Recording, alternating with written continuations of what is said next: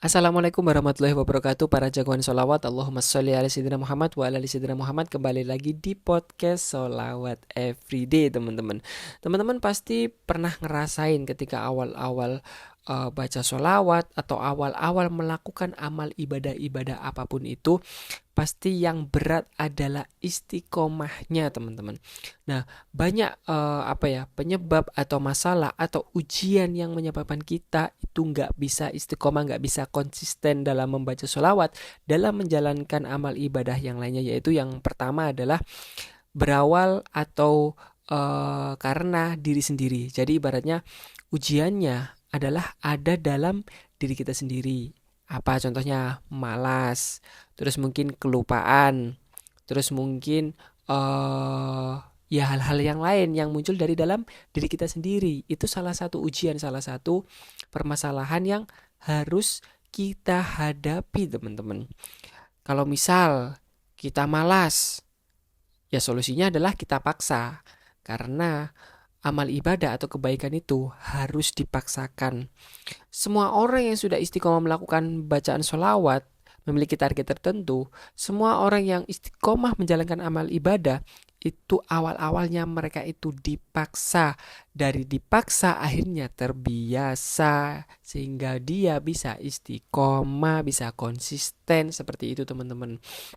Kalau mungkin lupa, bisa ada solusinya, yaitu apa? Mungkin ketika teman-teman pengen istiqomah baca sholawat tapi lupa, yaitu salah satunya adalah pakai tasbih digital di jari, teman-teman. Biar nggak kelupaan, biar selalu di reminder. Atau mungkin teman-teman lupa, lupa apa? Lupa mungkin teman-teman mau sedekah di waktu subuh ataupun sholat tahajud. Salah satunya adalah apa? Pakai alarm, teman-teman, biar nggak lupa. Mungkin teman-teman yang baca sholawat mungkin punya trik biar aku bisa istiqomah baca sholawat, yaitu setiap sholat aku baca 200 kali sholawat, yaitu di alarm juga, teman-teman. Di alarm mungkin setelah sholat duhur jam 12 kan, jam setengah satunya itu di alarm. Namain alarmnya baca sholawat 200 kali setelah sholat duhur. Lah ketika alarm itu bunyi barulah baca sholawat. Atau mungkin ketika alarm itu bunyi barulah lakukan mungkin sedekah melalui e-wallet ataupun melakukan hal-hal yang lainnya, mungkin sesuatu hal, suatu kebaikan yang teman-teman ingin lakukan kayak gitu. Jadi sebenarnya segala sesuatu, segala permasalahan yang ada dalam diri kita itu sebenarnya semuanya ada solusinya. Tinggal kita mau atau enggak, seperti itu, teman-teman. Terus yang kedua adalah ujian itu, permasalahan itu adalah muncul dari orang sekitar kita atau mungkin dari orang lain. Contoh, ketika kita mulai istiqomah baca sholawat pakai tasbih digital, itu salah satu ujian yang harus kita hadapi adalah apa? Omongan orang lain. Ih, so alim ih, pakai tasbih digital di jari. Emang kamu baca apaan? Bla bla bla bla kayak gitu. Itu salah satu ujian, teman-teman.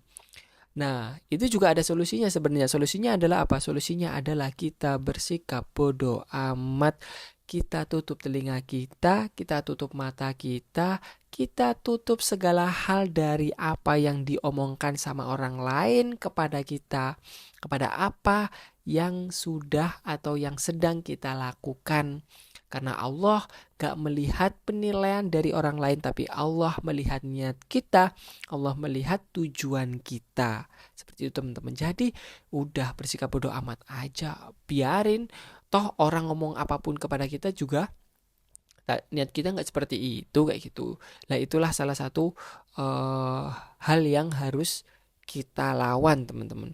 Nah kalau kita terlalu sibuk mendengarkan apa yang orang lain nilai kepada kita, kita bakalan capek, bahkan kita bakalan meninggalkan sesuatu hal kebaikan yang itu sudah mulai kita lakukan. Karena apa? Karena itu salah satu setan, salah satu celah yang setan masuki untuk menghancurkan diri kita, untuk menghancurkan segala kebaikan yang akan kita lakukan, teman-teman.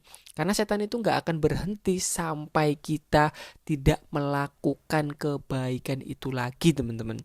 Setan itu pinter, setan itu cerdas, pasti cari celah-celah yang bisa membuat kita nggak melakukan kebaikan itu. Jadi kuncinya adalah apa? Kuncinya adalah paksa diri kita untuk melakukan kebaikan. Buatlah pola atau cara atau tips atau reminder agar kita bisa melakukan kebaikan itu. Dan yang ketiga adalah bersikap bodoh amat atas apa yang orang lain lihat tentang diri kita, atas apa yang diomongkan orang lain kepada kita. Seperti itu teman-teman ya. Semoga dengan cara ini kita bisa terus baca sholawat secara istiqomah, secara konsisten, dan semoga Allah ridho, Rasul ridho, segala apapun yang kita lakukan, terkhususnya adalah bacaan sholawat kita. Dan semoga sholawat kita tidak hanya kita aja yang merasakan, tapi orang tua kita, keluarga kita, orang terdekat kita. Terima kasih banyak teman-teman. Mohon maaf. Wassalamualaikum warahmatullahi wabarakatuh.